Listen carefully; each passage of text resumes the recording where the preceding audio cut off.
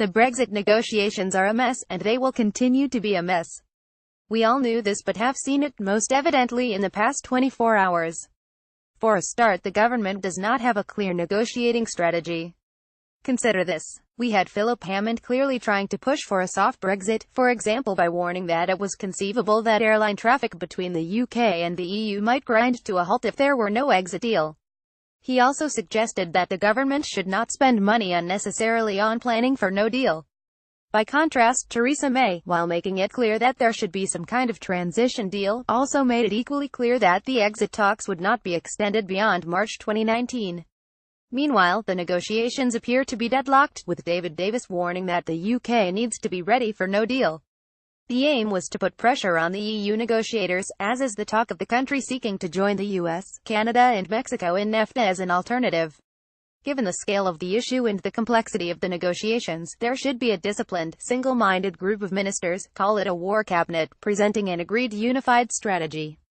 There isn't. Brexit not a game, says EU chief negotiator, but it would be wrong to put all the blame on the British side. Yesterday, Christian Jensen, Denmark's finance minister, said that the EU was playing a game with its demands for a high upfront Brexit divorce bill, and called for a speedy compromise. That leads to a deeper problem.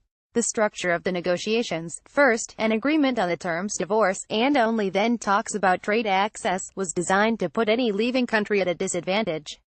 In the case of the UK, we are particularly at a disadvantage because the contributions to the EU budget, a net £10 billion or so, are one of our two strong cards. To have to play that card for no return in terms of access would be nuts. That is why there needs to be a compromise. Tactically, the EU is playing the tough game to man top euro.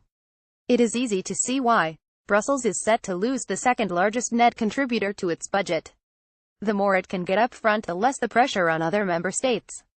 Further, there is an understandable desire to support the Remainers by trying to persuade Britons that it was all a bad idea.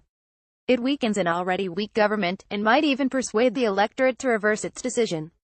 Some Europeans, and indeed some Britons, still cling to that possibility, though that becomes less likely by the day. But what is tactically clever may turn out to be strategically disastrous, something that is evidently recognized in some European capitals, such as Copenhagen. There has been a huge amount of comment about the lack of clarity about what the UK wants, and that comment is fair enough. But there has been very little comment about the lack of clarity of what Europe wants. And the question is whether the EU wants a friendly and cooperative relationship with its northern former member, or whether it is prepared to have an angry and difficult relationship. The greater the sense in Britain that Europe is behaving greedily, the greater the danger of an antagonistic relationship. Words matter. One of the depressing aspects of some recent comments by some politicians on both sides is the intemperate language employed. The talks should about practicalities, not postures.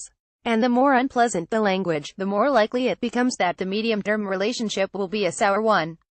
It takes two sides to agree to a divorce, and the concept of one side being the guilty party has long been discredited.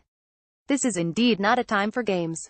As Jensen said, the negotiations are not rocket science. We can all say aye to that.